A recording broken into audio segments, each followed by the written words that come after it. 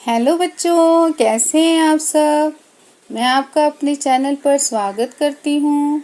बच्चों, आज हम कक्षा 7 का पाठ 15 धर्मशाला का अभ्यास देखेंगे।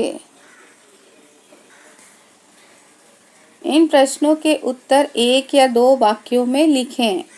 का क्वेश्चन है, धर्मशाला किस पर्वतमाला की गोद में बसा है। तो हम इसका उत्तर लिखेंगे, धर्मशाला धौलधार पर्वत की गोद में बसा है।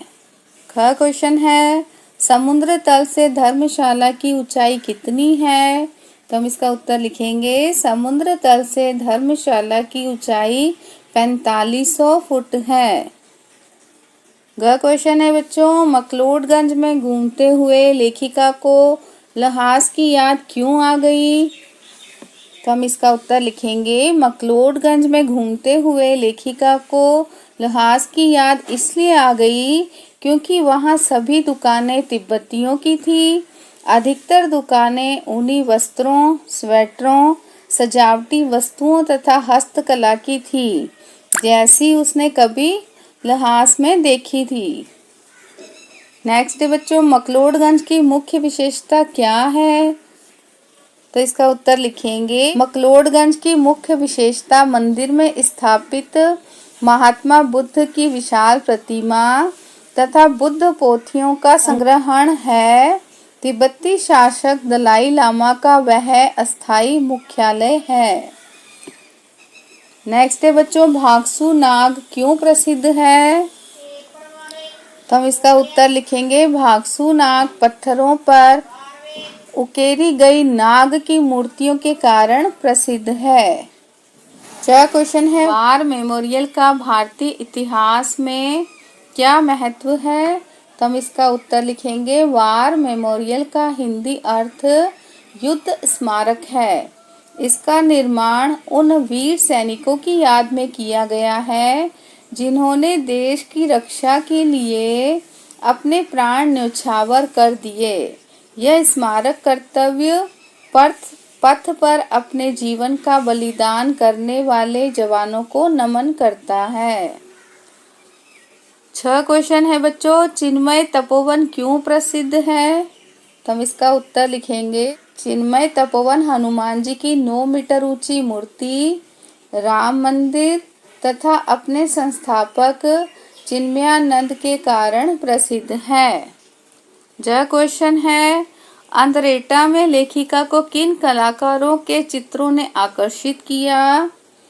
तो हम इसका उत्तर लिखेंगे, अंद्रेटा में लेखिका को श्रेष्ठ चित्रकार शोभा सिंह के चित्रों ने अपनी ओर आकर्षित किया। झ क्वेश्चन है, पालमपुर के किन किन वीर सैनिकों ने कारगिल युद्ध के दौरान अपनी शहादत दी। तो अब इसका उत्तर लिखेंगे, कारगिल युद्ध के दौरान जिन जवानों की शहादत से विजय प्राप्त हुई उनमें कैप्टन विक्रम बत्रा, मेजर सुधीर वालिया तथा कैप्टन सौरभ कालिया पालमपुर के थे। नेक्स्ट है बच्चों, इन प्रश्नों के उत्तर 4 या 5 वाक्यों में लिखें।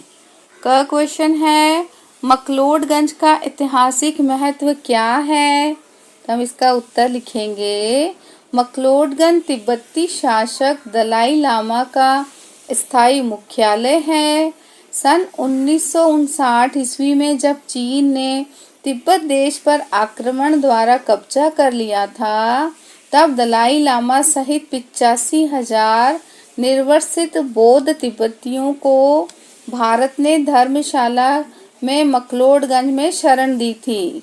यहाँ मंदिर में महात्मा बुद्ध की विशाल प्रतिमा तथा बुद्ध पोथियां संग्रहित हैं। यह तिब्बत की राजधानी लहासा के समान देखने में लगता है।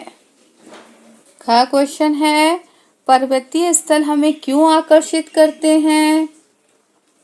तो हम इसका उत्तर लिखेंगे, पर्वतीय स्थल प्राकृतिक सौंदर्य के दर्शनों के लिए जाने जाते हैं। यही इनके आकर्षण का केंद्र भी है। पर्वतीय स्थलों पर पर्वत श्रृंखलाओं को देखना अपने आप में एक अद्भुत दृश्य है। यहाँ झील अपने अद्भुत सौंदर्य के कारण पर्यटकों के लिए आकर्षक का केंद्र है। इसका जल शीतल तथा पीने योग्य है। यहाँ फलों तथा चाय के बागानों की सुगंध वातावरण को मोहक बना देती है। यहाँ झील में भ्रमण करने के लिए नौकाएं उपलब्ध रहती हैं।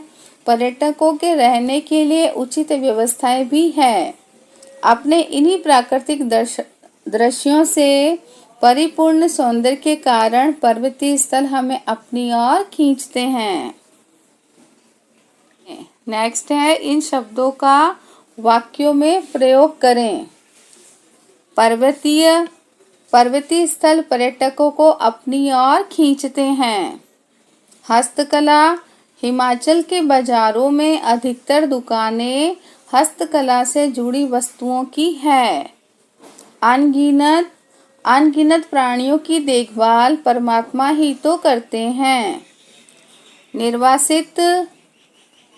निर्वासित बौद्ध तिब्बतियों को भारत ने शरण दी थी। शहादत, हमें अपने वीर सैनिकों की शहादत को कभी नहीं भूलना चाहिए। इन शब्दों को जोड़कर नया शब्द लिखें।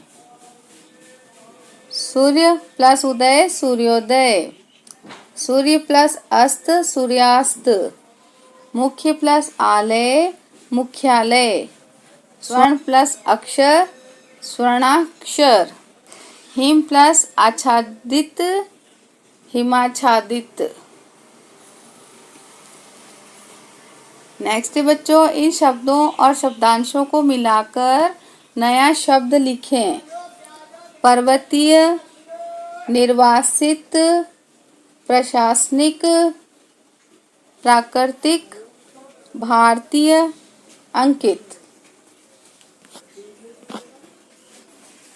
तो बच्चों, पाठ 15 हमारा यहाँ समाप्त हुआ। मुझे उम्मीद है आपको अच्छे से समझ आ गया होगा। अगर आपको किसी भी प्रकार की कठिनाई आती है तो आप मुझे कमेंट सेक्शन में जाकर पूछ सकते हैं। मेरी वीडियो को लाइक, शेयर एंड सब्सक्राइब करना ना भूलें बच्चों। मेरी वीडियो को देखने के लिए धन्यवाद।